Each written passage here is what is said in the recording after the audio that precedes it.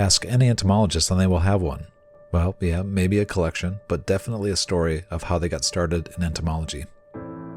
I had the chance to sit down with Dr. Charles Reese, who was a faculty member in our department from 1982 until 2016 when he retired. John had a fascination with insects that started at a very early age. When I was only about 5 or 6 years old, there in the yard where I grew up in Raymore, Missouri, a cicada nymph climbed up the tree, and when it was just almost exactly at the same level as my eyes, when I was a little 5-year-old, it started emerging as the adult from that nymph, dried out its wings and flew away. And I watched the whole process. That was fascinating. Yeah, I started collecting insects when I was growing up, when I was maybe in 2nd or 3rd grade. And a friend told me how to pin the insects and how to put them into put a thing in a cigar box, little spongy stuff to pin the insects down in that stuff and so forth. So I had quite a collection. What's even more common to how entomologists got their start revolves around their undergrad research experience.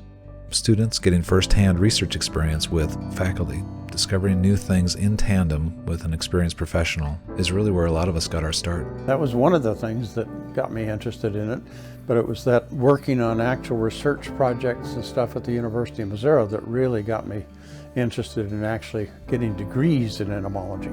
John was fortunate enough to have people guide him to the right mentors, those who commit themselves to training the next generation of scientists. In John's case, this is where he met Dr. Stan Beck at the University of Wisconsin. I majored in zoology as an undergraduate at the University of Missouri. While I was an undergraduate, I had a job with the entomology department and got more and more interested in entomology. We were doing stuff out in the field and so forth, and I thought it was really interesting. As I was completing my master's degree, 4 of the younger, really productive faculty members in that Department of Entomology had gotten their Ph.D.s not too many years before at the University of Wisconsin. And they told me what an excellent entomology department the University of Wisconsin had. And one of them specifically told me about Dr. Stan Beck and what an excellent advisor he was at the University of Wisconsin. So I applied to the University of Wisconsin to work on my Ph.D. and asked to be accepted in Dr. Beck's lab, which I was. And that was wonderful. Dr. Beck was an amazing advisor. Was so fantastic at teaching me incredible details about, since I was starting to get more and more interested in plant-insect interactions, he taught me how to freeze-dry plant tissue from a crop plant and incorporate that into an artificial diet at exactly the same concentration as it was in the plant, or at a higher concentration or at a lower concentration, to see if that was contributing to genotype of that crop to its resistant to that pest. He was an amazing advisor. The Department of Entomology at Kansas State University has a rich history in host plant resistance, which was one of the things that drew John to Kansas State University. I had some postdocs in various parts of the country, and then got a faculty position at the University of Delaware. Spent 3 years there, and then I was invited to apply for a host plant resistance position here at Kansas State University in the Department of Entomology, where host plant resistance started for the whole world when Reginald Painter arrived back in 1926. Dr. Painter wrote the first book on host plant resistance in the whole world, and he taught the first course on host plant resistance in the whole world.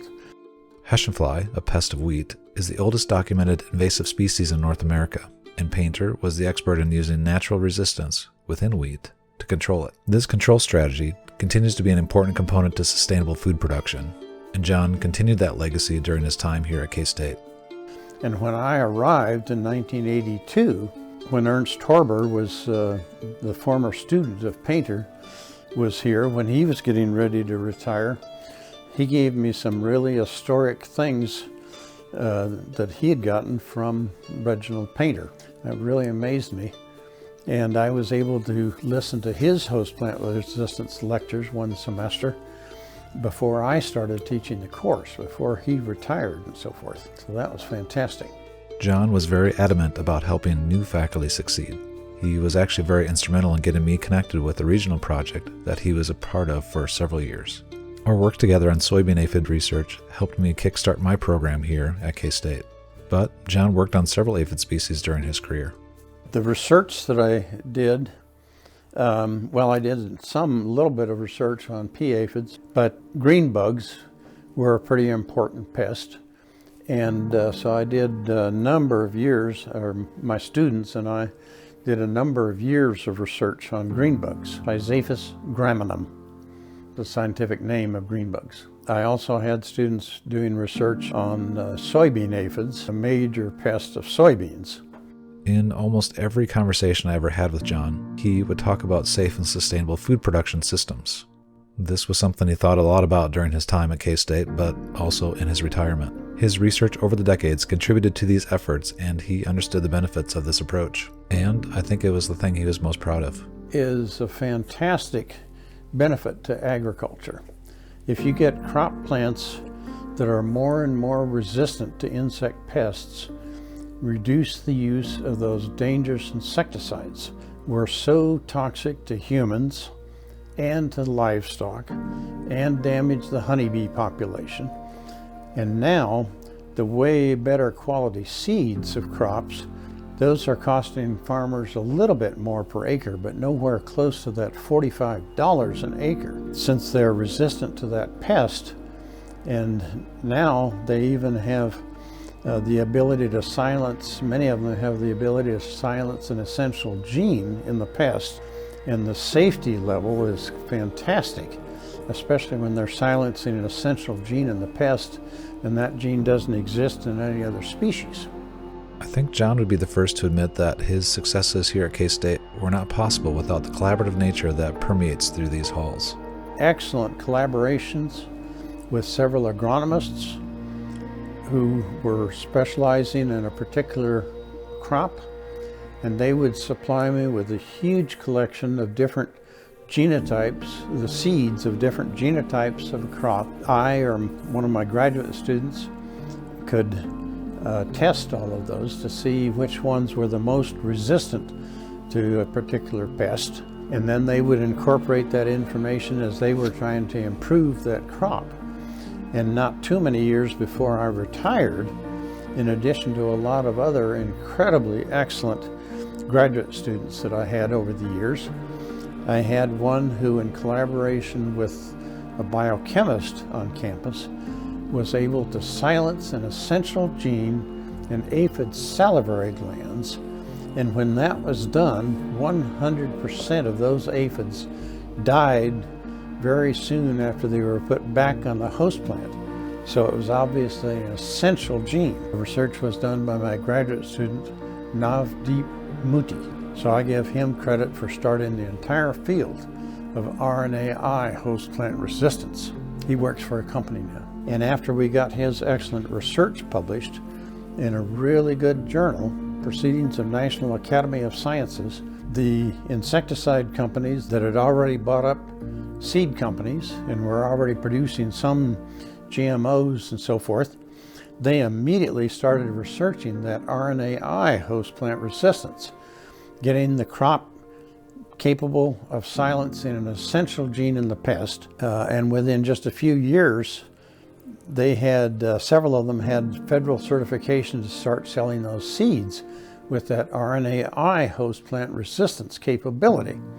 And so that's another order of magnitude up in both effectiveness, if that's an essential gene in the pest, to get rid of the pest, and since that gene doesn't exist in any other species, it's another order of magnitude up in safety. So I had quite a number of really excellent ones. Joe Lewis, who was another really, really excellent student, and up at the University of Nebraska, when he got a faculty position in the Department of Entomology there, he got one grant funded for over $1 million.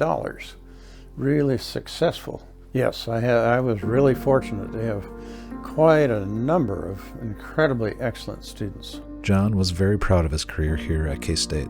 He and others contributed to the host plant resistance legacy that started here, but he was a farm kid at heart, and his connections to the land and Manhattan is what kept him and his family here all these years.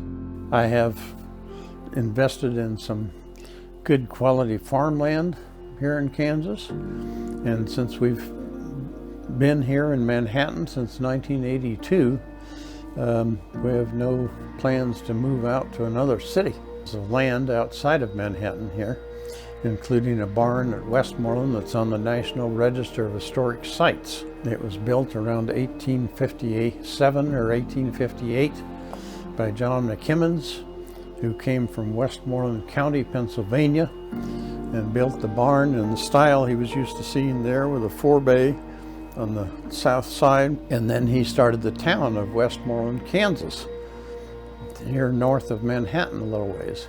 And he named it after his home county back in Pennsylvania.